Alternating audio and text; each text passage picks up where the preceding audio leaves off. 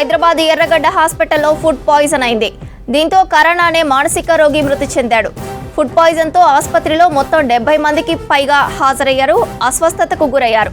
ఇద్దరి పరిస్థితి సీరియస్గా ఉండటంతో వారిని ఉస్మానియా హాస్పిటల్కు తరలించారు డాక్టర్లు. విషయం తెలుసుకుని ఎర్రగడ్డ మానసిక ఆసుపత్రిని సందర్శించారు హైదరాబాద్ కలెక్టర్ అనుదీప్. ఘటనపై ఆరా తీశారు మంత్రి దామోదర రాజనరసింహ. ఫుడ్ పాయిజన్ ఎలా జరిగిందన్న కోణంలో అధికారులు దర్యాప్తు చేస్తున్నారు.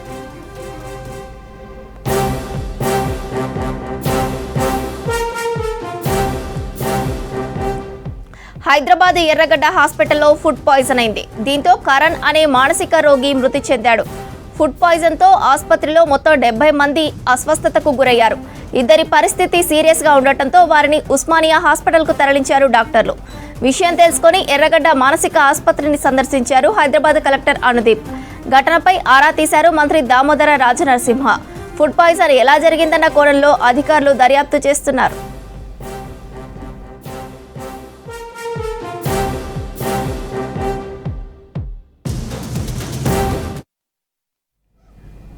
హైదరాబాద్ సెక్రటేరియట్లో వర్షాకాల సన్నద్ధతపై అధికారులతో సమీక్ష చేశారు CM Revanth Reddy. Monsoon emergency teams 24 గంటలు అందుబాటులో ఉండేలా చూడాలని అధికారులను ఆదేశించారు. వర్షాలు పడినప్పుడు సిటీలో ట్రాఫిక్ జామ్, ఇతర సమస్యలు తలెత్తకుండా పోలీస్, ట్రాఫిక్, హైడ్రా, జీహెచ్ఎంసీ విభాగాలు అప్రమత్తంగా ఉండాలన్నారు. నాలాల పూడికతీత పనులు త్వరగా పూర్తి చేయాలన్నారు. ఈ సమావేశంలో ప్రభుత్వ ప్రధాన కార్యదర్శి రామకృష్ణారావు, సీఎంఓ అధికారులు Seshadri, Manik Raj, GHMC commissioner Karnan, HYDRAA commissioner Ranganath, HMDA అధికారులు పాల్గొన్నారు.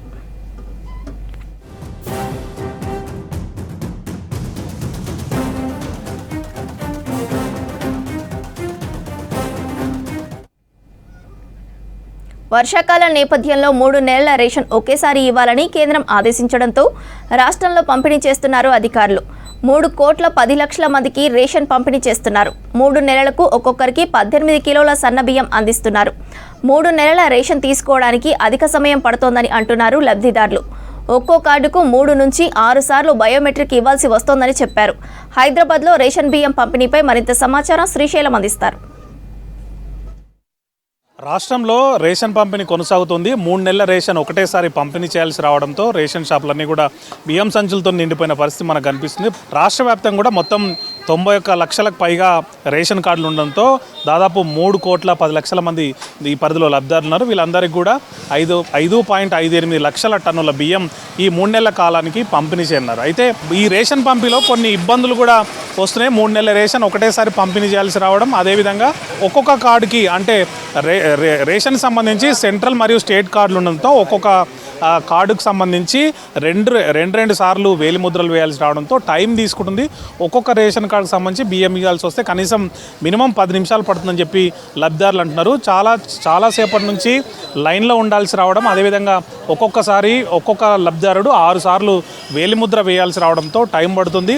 మనం ఫిలింనగర్ రేషన్ షాప్ దగ్గర ఇక్కడ కొంతమంది ఉన్నారు, వాళ్ళని అడుగుదాం. ఇక్కడైతే టోకెన్లు ఇచ్చి మరీ పంపిణీ చేయాల్సి వస్తుంది. కొందరు ఉన్నారు, అడుగుదాం. మీకు టోకెన్ ఇచ్చిరా? కొంత 50 టోకన్స్ ఇచ్చారు. అందులో ఎందుకు టోకెన్ ఎందుకు ఇచ్చారు? టోకెన్ అంటే నిన్న కొద్దిగా గొడవలు అయినాయంట, దాని గురించి 50 టోకన్స్ అట్లా ఇచ్చారు. టోకెన్ వరకు ఇస్తున్నారు. అంతకుముందుకు మీరు ఒక్కొక్క నెల తీసుకున్నారు, అప్పుడు ఎంత టైం పడుతుంది? ఒక్కొక్క నెల వచ్చి గిట్ట లైన్ నుండి పోసుకొని పోయేది.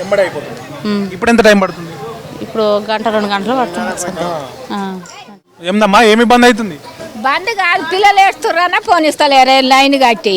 ఏం చేయమంటావు? ఏం చేస్తే ఏముండ చెయ్య ఇస్తారేమో పోతాం, ఇంకేముంది చెయ్య. సన్న బియ్యం ఇస్తున్నారా? సన్న బియ్యం ఇస్తారు, మంచిగానే ఉన్నాయి. ఇంకా మిషన్ ఏమో ఖరాబ్ అయిందని వెనక్కి పోయినాం. ఇంకా నిన్న టోకన్ ఇవాళ తీసుకుంటున్నాము. ఇంకా ఏం చేయాలి? నీరు దూపు అయితే ఇంత నీరు మంచి నీళ్ళు కూడా దొరకవు మాకు. ఇక్కడ ఏం చేయాలి? దూరం నుంచే వచ్చినాము. కాళ్ళ నొప్పులు మాకు చేత కాదు. ఏం చేస్తుంది? ఎప్పటిలాగా ఇస్తే మాకు మంచిగా ఉంటుంది సార్. కాదు సార్, అప్పుడు ఎట్లా ఇచ్చిండ్రో నెలలది అట్లా ఇస్తే మాకు ఈజీగా అయిపోతుంది.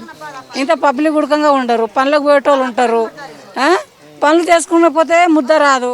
లబ్ధిదారుల నుంచి కొన్ని ఇష్యూస్ అవుతున్నాయి. ఇక్కడ రేషన్ డీలర్ ఉన్నాడు, ఆయన్ని కూడా అడుగుదాం. అసలు అంటే ఏం చేస్తే బాగుంటుంది? 3 నెలలు ఒకటేసారి పంపిణీ చేస్తున్నారు కాబట్టి ఎట్లాంటి ఇబ్బందులు ఉన్నాయి, సాఫ్ట్వేర్ సమస్యలు ఏమన్నాయి, ఇట్లాంటి అంశాలను కూడా అడుగుదాం. మీకు 3 నెలలు ఒకటేసారి ఇవ్వమని చెప్పారు కదా, అసలు ఏమేమి ఇబ్బందులు అవుతున్నాయి సార్? ఇంతకుముందు గతంలో ఒకటేసారి ఇచ్చేవాళ్ళం సార్, మాకు ఇబ్బంది ఏం లేకుండేది. ఇప్పుడు కేంద్ర ప్రభుత్వం 3 నెలలు ఇచ్చిన ఆదేశాల ప్రకారం ఒకటేసారి ఒక్క మనిషి 3 సార్లు అథెంటికేషన్ ఇవ్వాలి, 3 సార్లు పేమెంట్ చేయాలి, బియ్యం వేయాలి. కానీ లాక్డౌన్ టైంలో ఏమవుతుందంటే అప్పుడు కూడా మనం 3 months బియ్యం పంచినాం సార్. సింగిల్ ఒకటేసారి అథెంటికేషన్ ఇస్తే 3 నెలల బియ్యం ఒకటేసారి వచ్చాయి లాక్డౌన్లో. ఇప్పుడు 3 months బియ్యం 3 సార్లు ఫింగర్ ప్రింట్ తీసుకోవాలి, 3 సార్లు బియ్యం ఇవ్వాలి. దానివల్ల కొంచెం ఇబ్బంది అవుతుంది సార్. కొంచెం దాని మీద కొంచెం ఆలోచించాలి సార్ గవర్నమెంట్. మాకు ఎంత టైం పడుతుంది ఒక్కొక్కరికి బియ్యం? రోజు ఒక 60 టోకన్లు ఇస్తున్నాం సార్. ఎర్లీ మార్నింగ్ రాగానే ఈవినింగ్ 60 టోకన్లు ఇస్తున్నాం. ఇంకా అయిపోతే కూడా టైం ఉంటే కూడా మళ్ళీ ఇంకా బియ్యం ఇస్తున్నాం సార్. ఎందుకు టోకెన్లు ఎందుకు అంటే రష్ వచ్చి ఇదంతా జామ్ అయిపోతుంది సార్. ఒకళ్ళు గొడవ పడతారని టోకన్ సిస్టమ్ పెట్టాం సార్. పొద్దున ఒక 70 టోకన్లు ఇస్తాం, సాయంత్రం ఒక 70 టోకన్లు ఇస్తాం. ఎవరు వృద్ధులు వచ్చినా, పేషెంట్లు వచ్చినా, ఎవరు వచ్చినా కూడా వాళ్ళకు టోకన్ లేకుండా బియ్యం డిస్ట్రిబ్యూషన్ చేస్తాం సార్. ఇది చూసినాం కదా, ఉదయం పూటనే కేంద్రాలకు వచ్చినప్పటికి కూడా 3 నెలల బియ్యం ఒకటేసారి ఇవ్వాల్సి రావడం, 3 సార్లు లేదంటే 6 సార్లు వాళ్ళు వేలిముద్రలు వేయాల్సి రావడంతో టైం పడుతుంది. అదేవిధంగా ఆ 3 సార్లకు సంబంధించి వేయింగ్ చేయాల్సిన టైం కూడా ఎక్కువ తీసుకుంటూ లైన్ అట్లే ఉండిపోతుంది. ఉదయం 8 గంటలకు వచ్చినా కూడా మధ్యాహ్నం వరకు కూడా రేషన్ తీసుకోవాల్సి వస్తుందని చెప్పి లబ్ధారు అంటున్నారు. అయితే రేషన్ కరోనా కాలంలో ఎట్లయితే ఒకసారి తమ్ము పెడితే ఒకటేసారి 3 నెలల రేషన్ ఎట్లా ఇచ్చారో అట్లే ఇప్పుడు కూడా ఈ 3 నెలల కాలానికి సంబంధించి కూడా రేషన్ పూర్తిగా ఒకటేసారి తమ్ము పెడితే వచ్చే విధంగా కేంద్రం చర్యలు తీసుకోవాలి, లేకపోతే రాష్ట్ర ప్రభుత్వం చర్యలు తీసుకోవాలి. సాఫ్ట్వేర్లో మార్పులు చేస్తే ఈజీగా ఉంటుంది. 3 నెలల రేషన్ అనేది ఒకే తమ్ముతోని ఒకటేసారి వచ్చే విధంగా యాక్షన్ తీసుకుంటే కూడా బాగుంటుందని చెప్పి ఇటు రేషన్ డీలర్లు కూడా చెప్తున్నారు. కెమెరామెన్ శ్రీనివాస్తో Srisailam, V6 news, Hyderabad.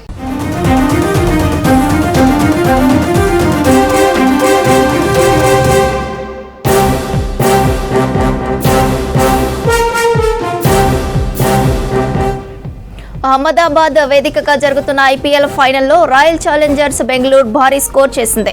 Toss ఓడి బ్యాటింగ్కు దిగిన RCB 20 ఓవర్లలో 9 వికెట్ల నష్టానికి 190 పరుగులు చేసింది. బెంగళూరు తరపున ఓపెనర్లు సాల్ట్ 16, కోహ్లీ 43, మయాంక్ 24 రన్స్ చేశారు. అలాగే కెప్టెన్ రజత్ పటీదార్ 26, లివింగ్స్టన్ 25, జితేష్ శర్మ 24 రన్స్తో రాణించారు. పంజాబ్ బౌలర్లలో హర్షదీప్, జెమిసన్ చెరో 3 వికెట్లు తీశారు. ఉమర్జాయ్, విజయ్ కుమార్, చాహల్కు తలో వికెట్ దక్కింది.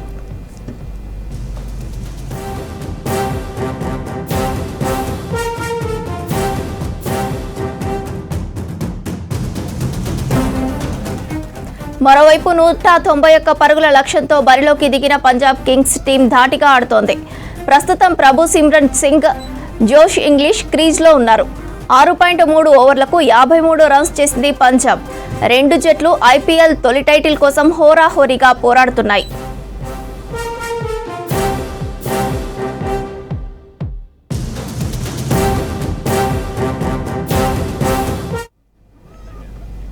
ఆదివాసీల కళా వస్తువులపై ప్రదర్శన ఏర్పాటు చేయాలన్నారు ఎమ్మెల్సీ ప్రొఫెసర్ కోదండరాం. ఆదివాసీ కళలు అంటే ఇంట్లో దాచుకునేది కాదని, ప్రపంచానికి ఉపయోగపడేదన్నారు. ఆదివాసీ కళలు, సాంప్రదాయాలు అందరికీ తెలియాలన్నారు. ఆదివాసీ కళా వస్తువులను ప్రదర్శనశాలలో పెడితే సమాజానికి చెందిన ఆస్తిగా ఉంటుందన్నారు. ప్రొఫెసర్ తిరుమలరావు విలువైన ఆదివాసీ కళా సంపదను సేకరించారన్నారు భూమిక సంపాదకులు సత్యవతి. ఆద్య కళా మ్యూజియం ఏర్పాటుకు మద్దతు తెలిపారు ప్రజా సంఘాల నేతలు, రాజకీయ నాయకులు. ఒక వ్యక్తి తన జీవితకాలం కష్టపడి సేకరించినటువంటి వస్తువులు, ఈ వస్తువులు అంటే ఆదివాసీ జీవితంతో ముడిపడి ఉన్నటువంటివి, ఆదివాసులు ఉపయోగించేవి. వాళ్ళు పూజకు కానీ, నిత్య జీవితంలో కానీ, సంగీత వాద్యాలు కానీ వాటన్నింటినీ కూడా సేకరించి జయదేవ్ తిరుమలరావు గారు రకరకాల పద్ధతుల్లో వాటిని ప్రజల ప్రదర్శనకు ఉంచాలని ప్రయత్నిస్తున్నారు. ఆయన అనేది ఏమిటంటే ఇది ప్రపంచానికి ఉపయోగపడాలి, మనకు తెలవాలి. ఆదివాసుల కళా సంపద, వాళ్ళ జీవన విధానం తెలవాలి అంటే ఈ వస్తువులను అందరికీ అందుబాటులో ఉంచాలి, ఒక ప్రదర్శనశాలలోగా దీన్ని ఏర్పాటు చేయాలనేది ఆయన తాపత్రయం. అంటే ఇప్పటి నుంచి ప్రదర్శనశాలలో ఏర్పడితే అది సమాజానికి సంబంధించిన ఆస్తిగా మారుతుంది. దాని నిర్వహణ బాధ్యత యూనివర్సిటీకి, తర్వాత ప్రభుత్వానికి చెందుతుంది. ఆద్యకళ మ్యూజియం యూనివర్సిటీలో రావటానికి అందరూ కూడా సహకరించాలని ఈ సందర్భంగా నేను అభ్యర్థిస్తున్నా. చూసిన తర్వాత ఒక వ్యక్తి ఇంతటి కళా సంపదని ఎట్లా మోసుకొచ్చారు, చాలా కష్టపడి సేకరించారు ఆయన, చాలా అంటే చాలా. అవి అట్లా తెలుగు యూనివర్సిటీలో ఆ పక్కన ఆ గోడౌన్లో పడి ఉంటే ఆ రోజు కళ్ళల్లో నీళ్ళు వచ్చినాయి నాకు. ఇంటి నిండా కూడా అవే వస్తువులు ఉన్నాయి. ఆయన తెలుగు యూనివర్సిటీలో పెట్టారు, తర్వాత సాలార్జంగ్ మ్యూజియంలో కొన్ని ఉన్నాయి. అట్లా ఎక్కడంటే అక్కడ అట్లా ఉండడము, అవి ఇరిగిపోవడము, అటు ఇటు కదపడంలో కొన్ని పాడైపోవడము, ఇవన్నీ చూసినప్పుడు నిజంగా ఎంత అన్యాయం అనిపించింది. అంటే అంత ఒక ప్లేస్ లేదా దానికి పెట్టుకోవడానికి. ఆద్యకళ మ్యూజియం ఇప్పుడు ఫ్రాన్స్లో పెట్టమని అడిగారు, మనదే ఢిల్లీలో పెట్టమని అడిగారు, కానీ ఆయన తెలంగాణలోనే ఉండాలి, తెలంగాణ సంపద అని ఏదైతే ఆయన సంకల్పం చేసుకున్నారో దానికి మనం అందరము నిలబడాల్సిన అవసరం ఉంది. జానపద వాయిద్యాలు, ఆదివాసీ సంస్కృతిని కాపాడేందుకే ఆదికళ మ్యూజియం ఏర్పాటు చేసేందుకు కృషి చేస్తున్నామని తెలిపారు professor Tirumalarao.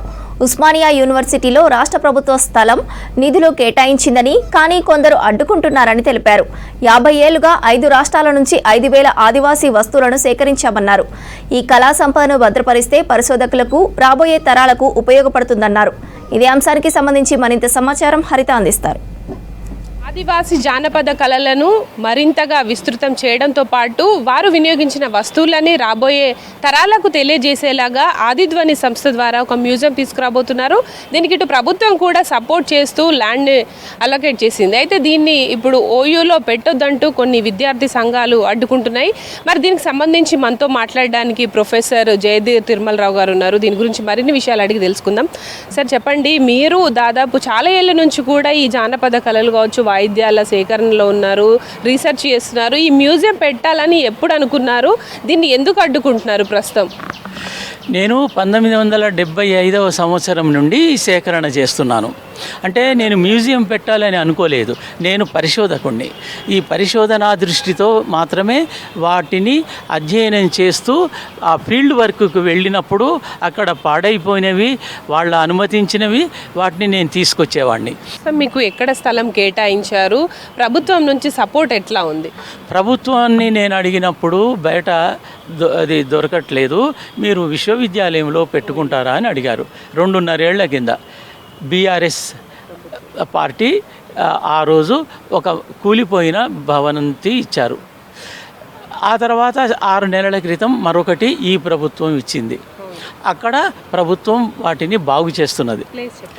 Osmania university professors quarter Tarnaka దగ్గర. అక్కడ మరి 3 నెలల నుండి పని జరుగుతుంటే ఒకేసారి వచ్చేసి వాళ్ళందరినీ వెళ్ళగొట్టేసి బీభత్సం సృష్టించడం జరిగింది. అది మా మనోభావాలను దెబ్బతీసింది.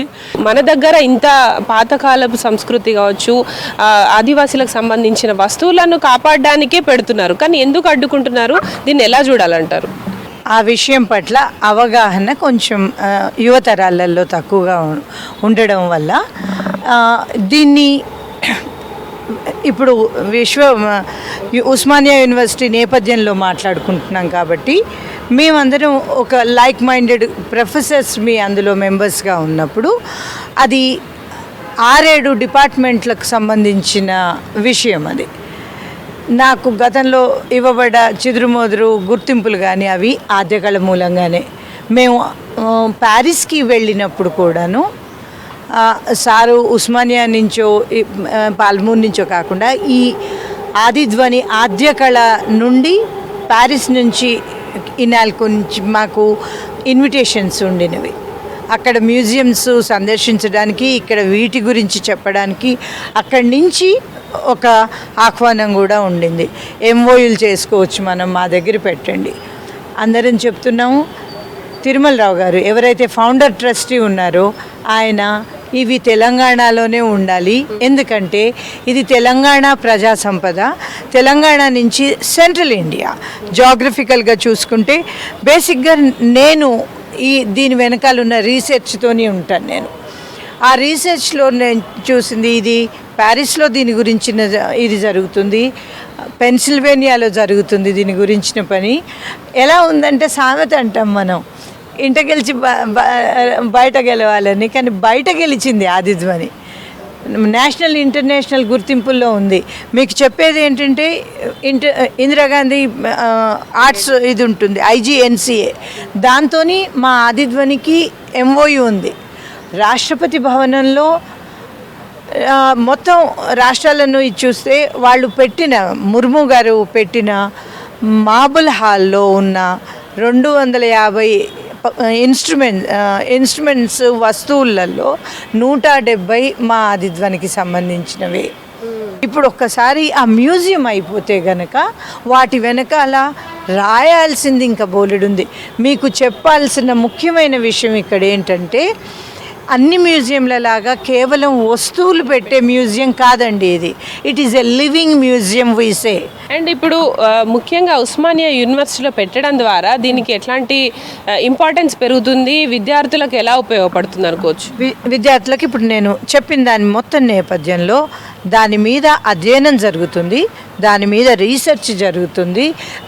ఒక కొత్త విశ్వం, మనం మర్చిపోతున్న ఒక కొత్త విశ్వాన్ని వాళ్లకు ఓపెన్ చేసినట్టుగా అవుతుంది. మ్యూజియం ప్రయత్నం సంబంధించి ట్రైబల్ కల్చర్ని కావచ్చు, సంస్కృతిని కాపాడాలంటే ఇలాంటి ఒక మ్యూజియం ఇండియాలోనే గొప్పదిగా నిలుస్తుందని కూడా ఇటు ఆదిధ్వని ఫౌండర్ నిర్వాహకులు అయితే చెప్తున్నారు. ఇటు ప్రభుత్వం నుంచి కూడా గతంలో రిక్వెస్ట్లు పెట్టినప్పటికీ కూడా ఎలాంటి ముందడుగు పడలేదు. రీసెంట్గా ఇటు కాంగ్రెస్ గవర్నమెంట్ ముందుకొచ్చి ఉస్మానియా యూనివర్సిటీలో కొంత ల్యాండ్ కేటాయించి మరమ్మతులకు సహకరిస్తోంది. అయితే కొంతమంది ప్రైవేటు సంఘాలు కావచ్చు, కొన్ని విద్యార్థి సంఘాలు కావాలని అడ్డుకుంటున్నట్లు కూడా ఆదిధ్వని ఫౌండర్ నిర్వాహకులు అయితే చెప్తున్నారు. ఓవరాల్గా రానున్న రోజుల్లో ఈ మ్యూజియంకి సంబంధించి ఎలా ముందుకు వెళ్తారనేది చూడాలి. కెమెరా పర్సన్ శ్యామ్తో హరిత, V6 న్యూస్, హైదరాబాద్. హైడ్రా పేరు చెప్పి మూసి పరివాహక ప్రాంతాల్లో మట్టి పోస్తున్న కాంట్రాక్టర్కు వార్నింగ్ ఇచ్చారు హైడ్రా కమిషనర్ రంగనాథ్.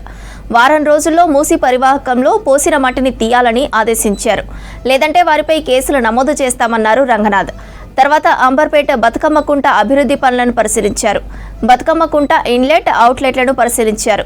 మురుగు, వరద కాలువ డైవర్షన్ పనులను పరిశీలించారు రంగనాథ్. పనులు త్వరగా పూర్తి చేయాలని ఆదేశించారు రంగనాథ్.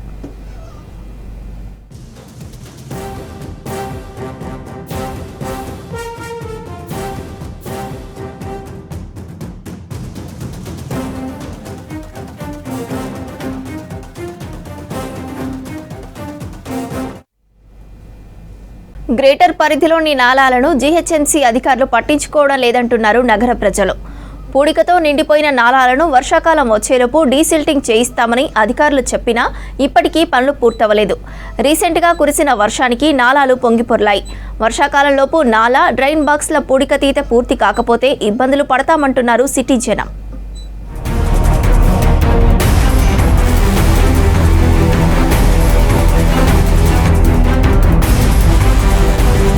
గ్రేటర్ హైదరాబాద్ పరిధిలో 1000కి పైగా కిలోమీటర్ల మేర నాలాలు ఉన్నాయి. ఇందులో 400 కిలోమీటర్ల మేజర్ నాలాలు ఉండగా మిగతావి 600 కిలోమీటర్ల మైనర్ నాలాలున్నాయి.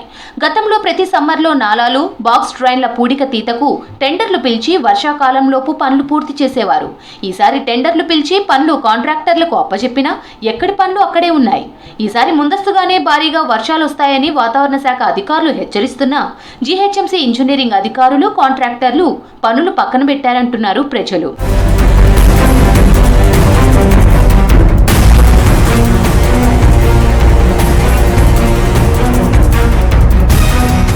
సిటీలోని నాలాల్లో 10 లక్షల క్యూబిక్ మీటర్ల పూడిక ఉందని అంచనా వేశారు బల్దియా అధికారులు.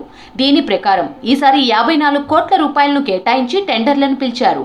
డిసెంబర్ నాటికే టెండర్ ప్రక్రియ పూర్తి చేసి జనవరి నుంచి పనులు ప్రారంభించి మే నెలలో పూర్తి చేయాలి. కానీ ఈసారి టెండర్ ప్రక్రియను అధికారులు లేట్ చేయగా పూడిక తీత పనులను కాంట్రాక్టర్లు ఆలస్యం చేస్తున్నారు. దీంతో వర్షాకాలం వచ్చినా ఎక్కడి పూడిక తీత అక్కడే ఉందంటున్నారు ప్రజలు.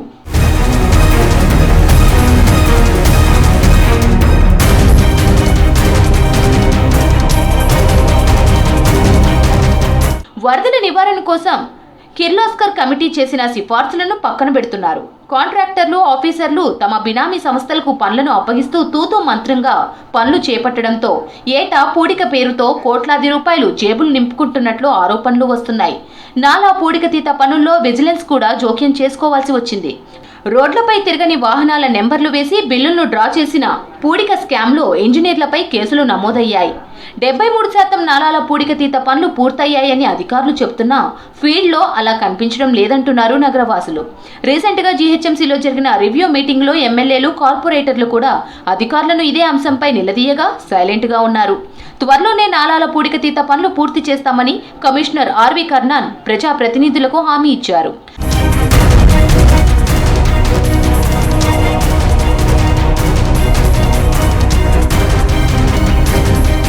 భారీ వర్షాలు వచ్చేలోపు అధికారులు అలర్ట్ అయ్యి కాంట్రాక్టర్లతో పూడికతీత పనులను పూర్తి చేయాలని డిమాండ్ చేస్తున్నారు నగరవాసులు.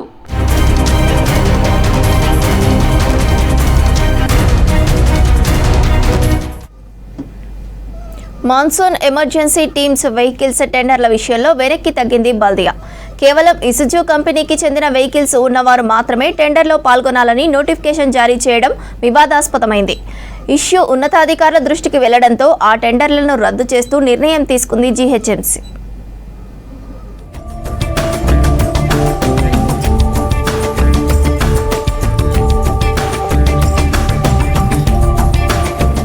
జీహెచ్ఎంసీ కీలక నిర్ణయం తీసుకుంది. మాన్సూన్ ఎమర్జెన్సీ వాహనాల టెండర్లు రద్దు చేసింది. టెండర్లలో గోల్మాల్ జరిగిందని మీడియాలో కథనాలు వచ్చాయి. టెండర్లను జీహెచ్ఎంసీ కాంట్రాక్టర్లు వ్యతిరేకించారు. ఇదే అంశంపై ముఖ్యమంత్రి రేవంత్ రెడ్డికి ఎమ్మెల్సీ కవిత లేఖ రాశారు. వర్షాకాలంలో చేపట్టాల్సిన ఎమర్జెన్సీ పనుల టెండర్లలో కొందరు అధికారులు తమకు అనుకూలంగా ఉన్న సంస్థలకు లాభం చేకూర్చేందుకు ప్రయత్నిస్తున్నట్టుగా వార్తలు వస్తున్నాయన్నారు. ఈ టెండర్లతో జీహెచ్ఎంసీపై 5 కోట్లకు పైగా భారం పడుతుందని చెప్పారు. తెలంగాణకు చెందిన బీసీ కాంట్రాక్టర్లకు నష్టం చేసేలా జీహెచ్ఎంసీ ఇంజనీరింగ్ విభాగం అధికారులు వ్యవహరిస్తున్నారని ఆరోపించారు. టెండర్లపై తీవ్ర అభ్యంతరాలు రావడంతో వాటిని రద్దు చేసింది జీహెచ్ఎంసీ. త్వరలోనే బల్దియా ట్రాన్స్పోర్ట్ అధికారులు మరోసారి పాత పద్ధతిలో టెండర్లు పిలవనున్నారు.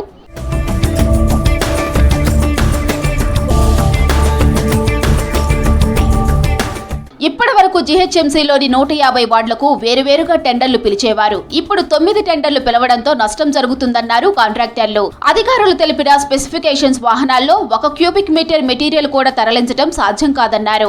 అధికారులు కొన్ని ఏజెన్సీలకు లబ్ధి చేకూర్చేలా నిబంధనలు మార్చడంతో ఒక్కో ఏడాదికి 5,85,00,000 అదనపు భారం పడుతుందన్నారు కాంట్రాక్టర్లు. ఈ టెండర్లను వెంటనే రద్దు చేసి గతంలో లాగా వార్డుల వారీగా టెండర్లు పిలిస్తే 150 మంది స్థానిక కాంట్రాక్టర్లకు ఉపాధి లభిస్తుందని చెప్పారు.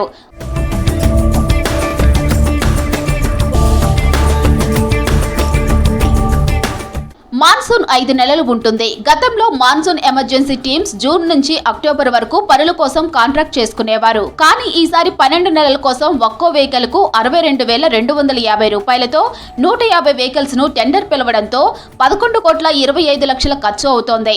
వర్షాకాలం అయిపోయిన తర్వాత మాన్సూన్ ఎమర్జెన్సీ వెహికల్స్ ఎందుకు, వాటితో ఏం పని చేయిస్తారనే ప్రశ్నలకు అధికారులు సమాధానం ఇవ్వలేదు. 5 నెలలకు టెండర్ పిలిస్తే 4,60,00,000తో కంప్లీట్ అయ్యేది. 12 నెలల కోసం 11,25,00,000కు ఇచ్చి ప్రజాధనం లూటీ అవుతుందన్నారు కాంట్రాక్టర్లు.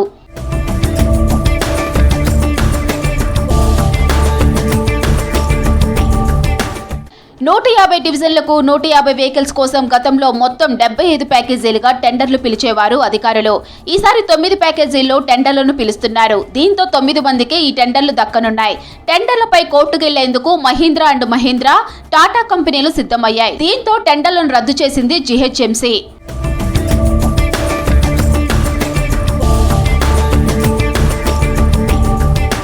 గతంలో మాదిరిగా 75 ప్యాకేజీలుగా GHMC monsoon emergency teams vehicles కి టెండర్ నోటిఫికేషన్ జారీ చేయాలని కాంట్రాక్టర్లు కోరుతున్నారు.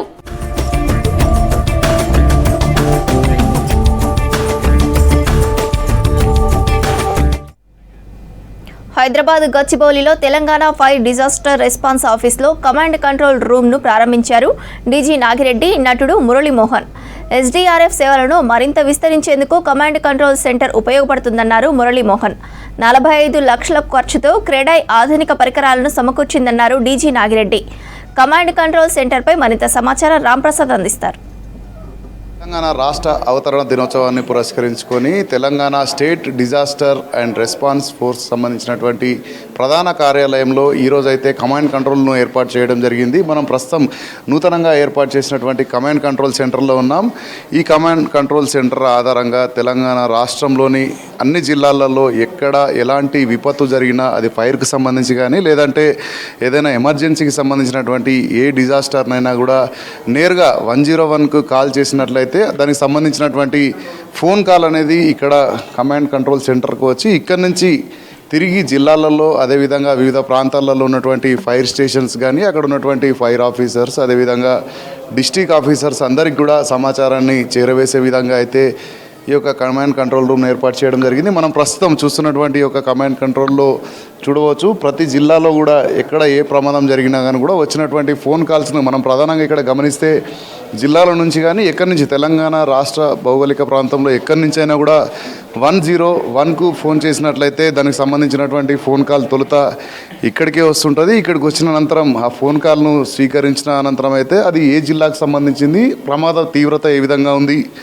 అన్ని వివరాలను ఫోన్ చేసినటువంటి వ్యక్తుల నుంచి స్వీకరించిన అనంతరం అయితే సంబంధిత జిల్లాలు కానీ సంబంధిత అధికారులకు కూడా ఇక్కడి నుంచి సమాచారం చేరవేస్తుంటారు. తెలంగాణ రాష్ట్ర అవతరణ దినోత్సవం సందర్భంగా ఏర్పాటు చేసినటువంటి ఈ కమాండ్ కంట్రోల్కి సంబంధించినటువంటి మరిన్ని వివరాలు ఇక్కడ సంబంధిత డిఎఫ్ ఉన్నారు, అడిగి తెలుసుకుందాం. సార్ చెప్పండి, అసలు ఈ కమాండ్ కంట్రోల్ సెంటర్ ఏ విధంగా ఉపయోగంలోకి రాబోతుంది? సో మనం తెలంగాణ వ్యాప్తంగా ఎక్కడి నుంచి మనకు డిజాస్టర్ రిలేటెడ్ కాల్ వచ్చినా కానీ 101కి డయల్ చేయాలండి. 101కి డయల్ చేసిన వెంటనే మనకు కాల్ ఇక్కడే ల్యాండ్ అవుతుంది. ఇక్కడ 16 మంది సుశిక్షితులైన ఫైర్మెన్ 24 hours డ్యూటీలో ఉంటారు.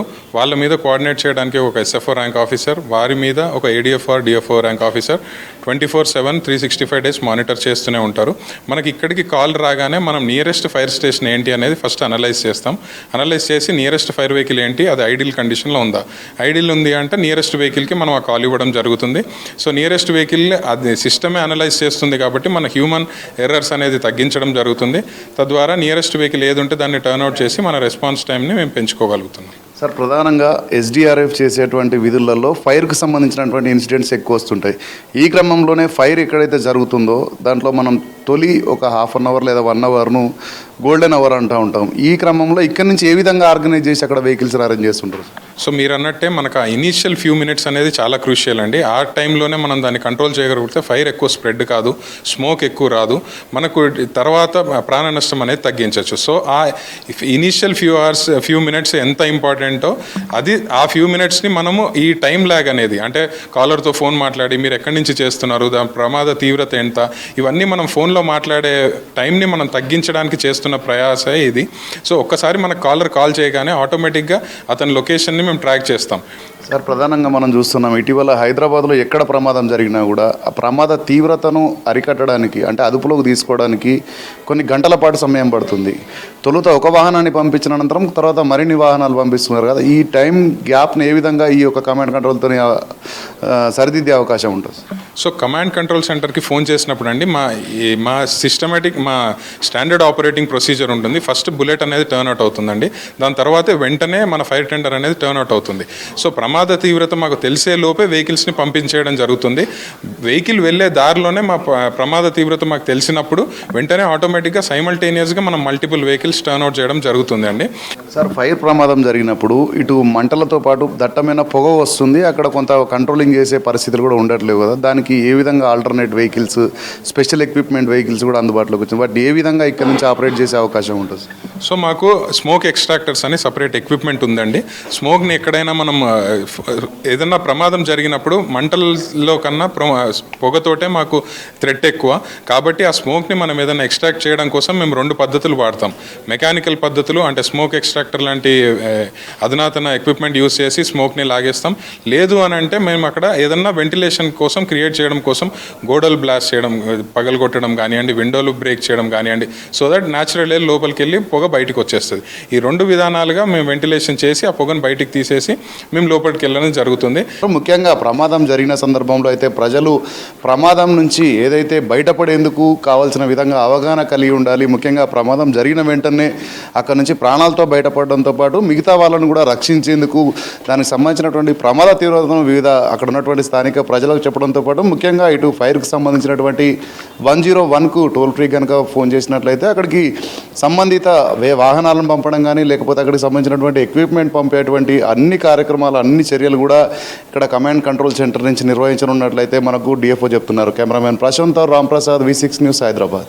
ముడి వంట నూనెలపై కేంద్ర ప్రభుత్వం దిగుమతి సుంకం 10% తగ్గించింది.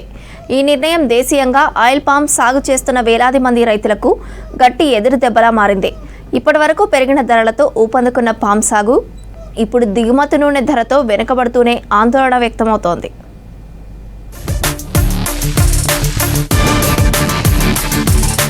ఏపీ, తెలంగాణ, ఒడిశా, తమిళనాడులలో భారీ స్థాయిలో సాగవుతున్న ఆయిల్ ఫామ్ పంటకు సంబంధించి తాజాగా కేంద్రం తీసుకున్న నిర్ణయం తీవ్ర ప్రభావం చూపనుంది. ముడి వంట నూనెలపై 10% దిగుమతి సుంకం తగ్గిస్తూ కేంద్రం ఆదేశాలు జారీ చేసింది. ఇండోనేషియా, మలేషియా నుంచి దిగుమతయ్యే క్రూడ్ ఫామాయిల్ కి ధర తగ్గనుంది. దేశపు అవసరాలకు 90% ఫామాయిల్ ఆయా దేశాల నుంచే వస్తోంది. దీంతో దిగుమతుల పెరుగుదల, ధరల తగ్గుదల వల్ల దేశీయ రైతులు ఇబ్బంది పడే పరిస్థితి ఏర్పడింది.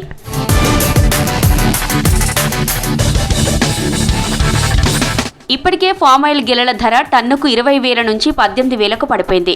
భవిష్యత్తులో ఇంకా తగ్గే అవకాశం ఉందన్న అంచనాలతో రైతులు ఆందోళన పడుతున్నారు. రాష్ట్రంలో 55,000 మంది రైతులు 1.97 లక్షల ఎకరాల్లో ఆయిల్ ఫామ్ సాగు చేస్తున్నారు. కేంద్ర, రాష్ట్ర ప్రభుత్వాల ప్రోత్సాహంతో సాగు విస్తీర్ణం పెరిగినా దిగుమతి సుంకం తగ్గింపు రైతుల నమ్మకాన్ని దెబ్బతీసేలా మారింది. కేంద్రం ఈ నిర్ణయాన్ని పునఃసమీక్షించాలని వ్యవసాయ శాఖ మంత్రి తుమ్మల నాగేశ్వరరావు కోరారు. దేశీయ ఉత్పత్తులకు ఇది హాని కలిగించేలా ఉందని 40% దిగుమతి సుంకం విధించాలని కేంద్రానికి విజ్ఞప్తి చేశారు. లేకపోతే ఆయిల్ ఫామ్ రైతులు నష్టపోయే ప్రమాదం ఉందన్నారు.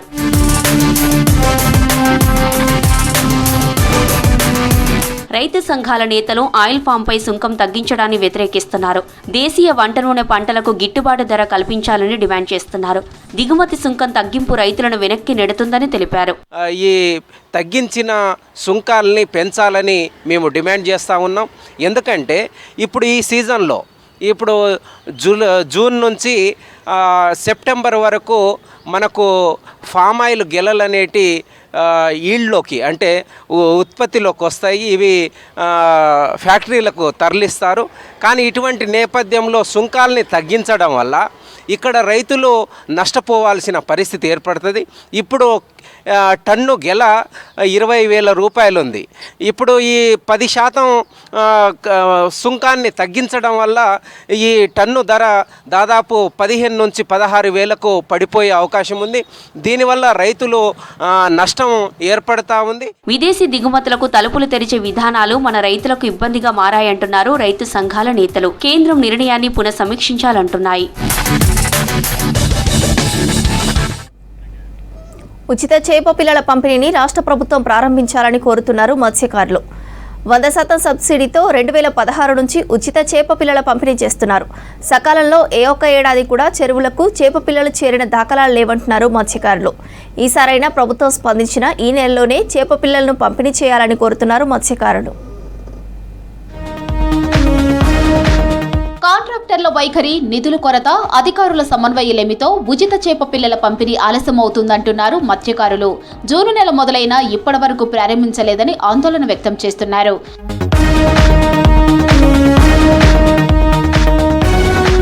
100% సబ్సిడీతో ఏటా చేప పిల్లల పంపిణీ చేస్తుంది ప్రభుత్వం. రాష్ట్రంలోని 26,326 చెరువుల్లో 85 కోట్ల చేప పిల్లలను కుంటలు, చెరువుల్లో నింపడానికి ప్రణాళికలు చేసింది మత్స్యశాఖ. 94 కోట్ల రూపాయల విలువైన చేప పిల్లల పంపిణీకి ప్రతిపాదనలు ప్రభుత్వానికి పంపించింది. టెండరింగ్ ప్రక్రియకు సంబంధించిన కసరత్తు మొదలు పెట్టకపోవడంతో ఆందోళన వ్యక్తం చేస్తున్నారు మత్స్యకారులు. తెలంగాణలో ఏంటంటే ప్రత్యేకంగా నవంబర్, డిసెంబర్ అంటే 6 నెలలు 8 నెలలే చేప చెరలలో నీళ్లు ఉంటాయి. 365 రోజులు నీళ్లు ఉండేటువంటి పరిస్థితి తక్కువ ఉంటుంది. కాబట్టి వెంటనే ఇప్పుడు జూన్ ఉంది కాబట్టి June, July, August, September, August లోపు చేప పిల్లలు వదిలే విధంగా వెంటనే 200 కోట్ల రూపాయలు చేప పిల్లలు నిధులు కేటాయించి సొసైటీ అకౌంట్లలో డబ్బులు జమ చేసే విధంగా ప్రభుత్వం ప్రణాళిక సిద్ధం చేసి వెంటనే నిధులు వసూలు చేయాలని. ఒకవేళ చేప పిల్లల పథకాన్ని ఎత్తేసే కుట్ర చేసి ఈ చేప పిల్లల పథకం ఎత్తివేస్తే మాత్రం మా సంఘం మిగతా ఈ తెలంగాణలో ఉన్నటువంటి మత్స్యకారుల సంఘాలు ఈరోజు రేపు 2 రోజులు మా సంఘం రాష్ట్ర మీటింగ్లు జరుగుతున్నాయి. ఆ మీటింగ్లలో చర్చించుకొని భవిష్యత్తు ప్రణాళిక పోరాట కార్యక్రమాలను రూపొందిస్తాం. ఆలస్యంగా ఉచిత చేప పిల్లలు పంపిణీ చేయడంతో లాభాలు రావట్లేవంటున్నారు మత్స్యకారులు. చెరువుల్లో సరైన సమయానికి చేప పిల్లల వదలక ఎదుగుదల లేకపోవడంతో ధర రావట్లేదంటున్నారు. కిలో నుంచి 2-3 కిలోల వరకు చేపలు ఎదగాలంటే జూలై నెలలో చెరువులో వదలాలంటున్నారు మత్స్యకారులు. చెరువులు ఇప్పుడు చేప పిల్లలు మృగశిర అయిపోకుండా చేపలన్నీ అయిపోతాయి కాబట్టి అన్నీ పట్టడం అయిపోతే అప్పుడు చేప పిల్లలు వేసుకునే టైం వస్తుంది కాబట్టి ప్రభుత్వం మాకు ఎలాంటి కూడా ఇంకా ఏం సమాచారం ఇవ్వలేదు. మాకు మాత్రం భవిష్యత్తులో చేప పిల్లలు ఉచిత చేప పిల్లల స్కీముని 100కు 100% చెరువులలో పోసే విధంగా ప్రకటించి దానికి వెసులుబాటుగా 200 కోట్లు ప్రకటిస్తేనేమో ఒక విధము, లేదు మేము చేప పిల్లలు పోయలేము నేరుగా మత్స్యకారుల సొసైటీలోనే డబ్బులు వేస్తాం అనేది తెలియజేస్తాము. లేకపోతే మేము భవిష్యత్తులో తెలంగాణ మొత్తము ఈ చేప పిల్లల విషయంలో మాత్రం మా సంఘంగా మేము చాలా భవిష్యత్తులో ధర్నాలు కానివ్వండి. చేపల మార్కెటింగ్ సంబంధించిన కూడా ఈరోజు చేయాల్సిన అవసరం ఉంది. ఓ దిక్కు చేపలు ఇస్తామని చెప్తా ఉన్నారు, ఓ దిక్కు మార్కెటింగ్ వ్యవస్థ అనేటువంటి పరిస్థితి ఉంది. గ్రామీణ ప్రాంతాల్లో మండల కేంద్రాలు కానీ, నియోజకవర్గ కేంద్రాలు కానీ, జిల్లా కేంద్రాలు కూడా ఇప్పటికీ సరైన చేపల మార్కెట్ నిర్మించలేదు. అలాంటి చేపల మార్కెట్ నిర్మించాలి. ఇంకోటి ఏంటంటే చేప పిల్ల కేంద్రాలు ఈ రాష్ట్రంలో చేపల ఉత్పత్తి కేంద్రాలు 32 ఉన్నాయి. ఈ 32 ఉత్పత్తి కేంద్రాలు అభివృద్ధి చేయాల్సిన అవసరం ఉంది. అభివృద్ధి చేస్తే ఇప్పుడు ఎక్కడో తెనాలి ఇక మనకు సంబంధించినది ఆకివీడు, భీమవరం పోయి తెచ్చుకోవాల్సిన అవసరం లేదు. ఇక్కడే ఉత్పత్తి చేసుకొని ఆ కెపాసిటీని ప్రభుత్వ సిబ్బందిని మేము చేస్తే ఇంకెక్కువ ఉపయోగపడుతుంది. జూన్ నుంచి ఆగస్టు మధ్యలో చేప పిల్లలను కుంటలు, చెరువులు, ప్రాజెక్టులో వదిలేలా చర్యలు తీసుకోవాలని ప్రభుత్వాన్ని కోరుతున్నారు మత్స్యకారులు. టీజీఎస్ఆర్టీసీ సేవలను ప్రయాణికులకు మరింత చేరువ చేసేందుకు వెరైటీగా పబ్లిసిటీ చేస్తున్నారు ఆర్టీసీ అధికారులు. ఆర్టీసీ సేవలు పబ్లిక్కు చేర్చేందుకు సోషల్ మీడియా ద్వారా మార్కెటింగ్ చేస్తున్నారు. రాష్ట్ర వ్యాప్తంగా పబ్లిక్కు క్యూఆర్ కోడ్ స్కానర్కి చైన్స్ను ఉచితంగా అందిస్తున్నారు. ఆర్టీసీ సోషల్ మీడియా హ్యాండిల్స్ను ఈజీగా చేరుకునేందుకు ప్రయోగాత్మకంగా ఈ విధానాన్ని తెరపైకి తీసుకొచ్చారు.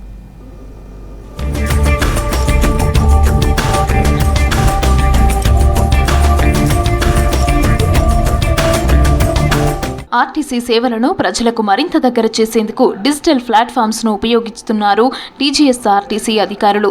Twitter, Facebook, website, YouTube, Instagram accounts, గమ్యం యాప్, ఆర్టీసీ వాట్సాప్ ఛానల్స్ను వాడుతున్నారు. క్యూఆర్ కోడ్ స్కానర్స్ను అందుబాటులోకి తీసుకొచ్చింది ఆర్టీసీ సంస్థ.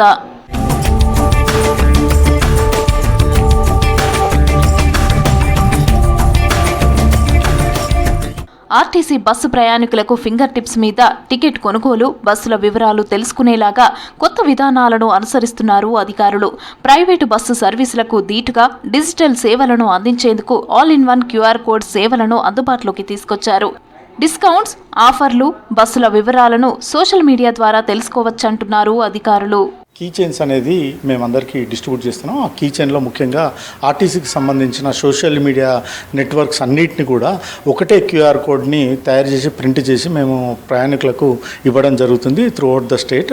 దాంట్లో ముఖ్యంగా కారణం ఏంటిదంటే ఒక్క క్యూఆర్ కోడ్ని మనం స్కాన్ చేస్తే కనుక ఫేస్బుక్ కానీ, ట్విట్టర్ కానీ, అదేవిధంగా యూట్యూబ్ కానీ ఈ ఛానల్స్కి సంబంధించిన మా ఆర్టీసీ వెబ్సైట్స్ అన్నీ కూడా వాళ్ళకి అందుబాటులో ఉంటాయి. ఆ అందుబాటులో ఉన్నప్పుడు ఏంటంటే వాళ్ళు దాన్ని యాడ్ చేసేసుకొని వాళ్ళ దాంట్లో ఏదన్నా. రాష్ట్రంలో కొత్తగా స్విఫ్ట్ ఉమెన్ యాక్షన్ టీమ్స్ను ఏర్పాటు చేసింది పోలీస్ శాఖ. నగరంలో బందోబస్తు, ధర్నాలు జరిగినప్పుడు ధర్నాలో పాల్గొనే మహిళలను కంట్రోల్ చేసేందుకు మహిళా కానిస్టేబుళ్లకు ప్రత్యేక శిక్షణ ఇస్తున్నారు. దాదాపు 45 రోజుల పాటు సెల్ఫ్ డిఫెన్స్ శిక్షణ పొందారు. ఇప్పటి వరకు 35 మంది మొదటి బ్యాచ్గా శిక్షణ తీసుకున్నారు. మరింత సమాచారం అనిల్ అందిస్తారు. హైదరాబాద్ నగరంలో నిత్యం ఎక్కడొక చోట ధర్నాలు లేదా బందోబస్తులు జరుగుతూ ఉంటాయి. సో దానికోసం అని చెప్పేసి పోలీస్ డిపార్ట్మెంట్ ప్రత్యేకంగా స్విఫ్ట్ని ఏర్పాటు చేసింది. అంటే స్విఫ్ట్ ఉమెన్ యాక్షన్ టీమ్ని అయితే ప్రత్యేకంగా ఏర్పాటు చేశారు. ఎప్పుడైనా కానీ ధర్నాలు జరిగినప్పుడు మహిళలకు సంబంధించి మహిళల్ని కంట్రోల్ చేసేందుకు వీళ్ళకి ప్రత్యేకంగా శిక్షణ అయితే ఇవ్వడం జరిగింది. ప్రస్తుతం మనతో పాటు శిక్షణ తీసుకున్న వాళ్ళు ఉన్నారు, అదేవిధంగా ఇన్స్ట్రక్టర్లు కూడా ఉన్నారు. వాళ్ళతో మాట్లాడదాం. సార్ చెప్పండి, ముఖ్యంగా ఎంతమంది టీంని ఏర్పాటు చేశారు ఇప్పటి వరకు, దీనికి సంబంధించి శిక్షణ ఏ విధంగా ఇచ్చారు? ఓకే, ఈ టీంని మొత్తం ఓవరాల్గా 35 మెంబర్స్ ఉన్నారండి. సో సార్ అన్నట్టుగా దీన్ని 2 భాగాలుగా విడదీసి 2 ప్లాటూన్స్ చేస్తారనమాట. సో 21 అని అంటున్నారు సార్. సో దాని గురించి మళ్ళీ అంటే ఇప్పుడు ఆల్మోస్ట్ 35 ఉన్నారు కాబట్టి దాంట్లో ఇప్పుడు సగం చేస్తారు.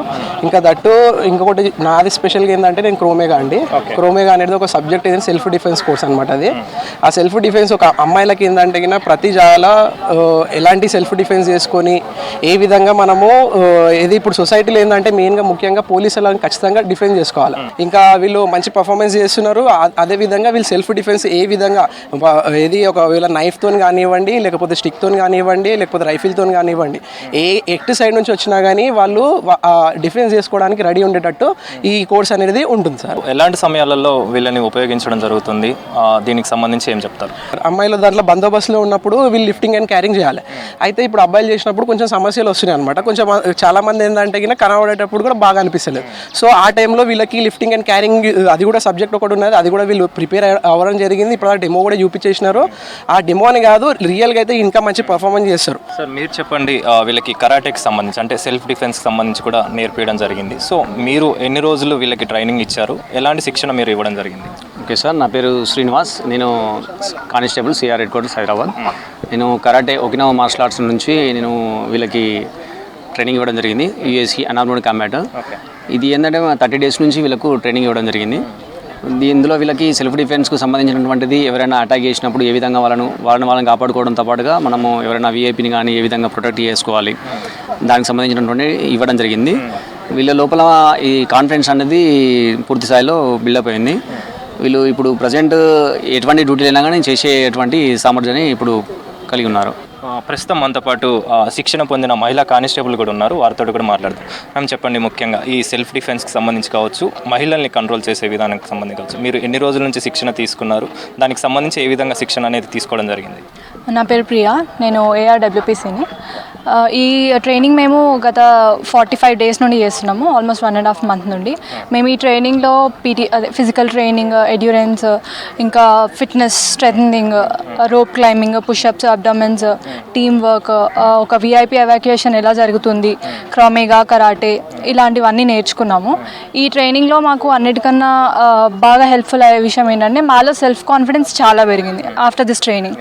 సో ఈ ట్రైనింగ్ మాకు బయట ఎప్పుడైనా ధర్నాలు జరిగినప్పుడు కానీ ఏవైనా అన్లాఫుల్ యాక్టివిటీస్ అయినప్పుడు కానీ బాగా పనికొస్తాయని చెప్పేసి మేము భావిస్తున్నాము. ఆల్సో ఈ టీంలో పార్ట్ అయినందుకు చాలా ప్రౌడ్గా ఫీల్ అవుతున్నాను. ప్రస్తుతం మీరు ఎంతమంది టీం ఉన్నారు, ఇప్పటివరకు శిక్షణ తీసుకున్న వాళ్ళు ఎంతమంది? మేము 35 members ఉన్నాము. మాకు ADIs కూడా ఉన్నారు, ఒక ARSI, ఇంకా ఒక RSI మేడం ఉన్నారు, ఒక RI కూడా ఉన్నారు. 35 WPCs ఈ టీంలో పార్ట్. ఇప్పుడు సార్ చెప్పినట్టు 2 platoonsగా డివైడ్ చేసి మాకు డ్యూటీస్ అలాట్ చేస్తామన్నట్టు చెప్తున్నారు. మీరు చెప్పండి, సెల్ఫ్ డిఫెన్స్కి సంబంధించి కావచ్చు, మహిళల్ని కంట్రోల్ చేసే విధానికి మీరు నేర్చుకున్న విధానానికి సంబంధించి మీరు ఏం నేర్చుకున్నారు ఈ ట్రైనింగ్లో మొత్తంగా? నా పేరు పావని, మాది సిఆర్ హెడ్ క్వార్టర్స్ నుంచి. మేము ఫస్ట్ ఆఫ్ ఆల్ ఈ టీమ్కి సెలెక్ట్ అయినందుకు చాలా ప్రౌడ్గా ఫీల్ అవుతున్నాము. అందరికీ ఇట్లాంటి ఆపర్చునిటీ రాదు, మాకు వచ్చింది కాబట్టి మేము దాన్ని ఎట్లా యూజ్ చేయాలో మాకు తెలుసు. ఫస్ట్లో మేము సెల్ఫ్ డిఫెన్స్ నేర్చుకున్నాము. అంటే క్రొమేగా ఇంకా కరాటే కానీ ఎట్లా డిఫెన్స్ చేయాలి, ఎట్లా ఒఫెన్స్ చేసుకోవాలి మాకు మేము. ఈవెన్ నైట్ వెళ్ళినప్పుడు కానీ మేము బిఫోర్ ఒక్కరు వెళ్ళాలంటే భయపడుతుండే. ఇప్పుడు మేము ఎక్కడికైనా వెళ్తున్నాము, ఎవరినైనా మేము ఫేస్ చేసే కెపాసిటీ మాకు వచ్చింది. ఉమెన్కి సంబంధించి ప్రత్యేకంగా వేరే విధానం కూడా ఉంటుంది, అంటే పురుషులతో పోల్చుకుంటే మహిళలకు కొంచెం సెల్ఫ్ డిఫెన్స్ సంబంధించి కావచ్చు, దానికి సంబంధించి కొంచెం తక్కువ భావంతో చూస్తుంటారు. సో ఇలాంటివి నేర్చుకోవడం వల్ల మీకు ఎలా అనిపిస్తుంది? నా పేరు రాధిక అండి, నేను WPC సిఆర్ హెడ్ క్వార్టర్స్ నుంచి. ఇక్కడ మాకు ఈ టీంలో ఉండడం చాలా ప్రౌడ్గా ఉంది ఫస్ట్ ఆఫ్ ఆల్. అండ్ అందరికీ ఆపర్చునిటీ రాదు, మాకు వచ్చినందుకు మేము చాలా హ్యాపీగా ఉన్నాము. అండ్ కంపేరింగ్ విత్ మెన్, మేము ఏ వేలో మేము తక్కువ అని అనట్లేదు. రోప్ క్లైంబింగ్ కానీ, డిప్స్ కానీ ఏ విధంగా మేము తక్కువ అనట్లేదు. ప్రతి దాంట్లో మేము బెస్ట్ ఇచ్చాము. ఈ 30 days ట్రైనింగ్ అనేది చాలా హెల్ప్ఫుల్ అయింది మా సెల్ఫ్ కాన్ఫిడెన్స్కి కానీ, ఫిట్నెస్కి కానీ. అండ్ బయట ఎక్కడ వెళ్ళినా మేము ధర్నాస్లో కానీ, మాబ్ ఆపరేషన్లో కానీ ఎక్కడ వెనుకకు పోయేది లేదు. మెంతో ప్రతిదీ వాళ్ళు ఎక్కడ ఏది చేస్తారో మేము ప్రతిదీ చేస్తాము. ఇక్కడ డిప్స్ కానీ, రోప్ క్లైంబింగ్ కానీ ఇవన్నీ మాకు ఫిట్నెస్కి చాలా హెల్ప్ అయినాయి. వాళ్ళు ఇప్పుడు వాళ్ళతో కంపేర్ చేసినప్పుడు వాళ్ళు ఏవేవైతే ఉంటాయో లిఫ్టింగ్, క్యారింగ్ టెక్నిక్స్ కానీ ప్రతి టెక్నిక్ మేము నేర్చుకున్నాము. ఒకవేళ ఫోర్స్ లేకపోతే మేము మెన్ని లిఫ్ట్ చేసేంత ఇది కూడా ఉంది మాకు, అంత స్ట్రెంత్ చేశారు. చూసారు మీరు బైక్ స్టంట్స్, క్రోమేగాలో లైఫ్, బ్యాక్ హగ్స్ కానీ, చోక్స్ కానీ చేసినప్పుడు ఎలా డిఫెండ్ చేసుకుంటున్నాం అనేది జస్ట్ డెమో. రియల్గా ఇంకా ఎక్కువ ఉంటుంది, ఎందుకంటే ఇక్కడ మమ్మల్ని మేము హర్ట్ చేసుకోలేము కాబట్టి ఇట్స్ జస్ట్ డెమో. కానీ రియల్గా అయితే చాలా గట్టిగా ఇస్తాం అనమాట. చాలా హెల్ప్ఫుల్ అయింది ట్రైనింగ్ అయితే. మా కరాటే సార్ కానీ, మా క్రోమేగా సార్ కానీ చాలా బాగా నేర్పించారు. 30 daysలోనే ఇంత ఇంప్రూవ్మెంట్ ఉంటే, ఇంకెక్కువ ట్రైనింగ్ ఉంటే మాత్రం ఈ స్పెషల్ ఫోర్స్ అనేది ఇంకా వేరే లెవెల్లో ఉంటుంది. మహిళల్ని ఎప్పుడైతే ధర్నాలు కావచ్చు, బందోబస్తు కావచ్చు జరిగినప్పుడు మహిళల్ని కంట్రోల్ చేసే విధంగా శిక్షణ పొందామని చెప్పేసి, అదేవిధంగా నైట్ డ్యూటీలు పడినప్పుడు కావచ్చు, లేదా ఏదైనా డ్యూటీల విషయంలో అనుకోని సంఘటనలు జరిగినప్పుడు సెల్ఫ్ డిఫెన్స్ అనేది ముఖ్యం కాబట్టి దాంట్లో కూడా మాకు ప్రత్యేకంగా శిక్షణ ఇచ్చానని చెప్పేసి మహిళా కానిస్టేబుల్ చెప్తున్నారు. కెమెరా పర్సన్ ప్రవీణ్తో అనిల్, V6 న్యూస్.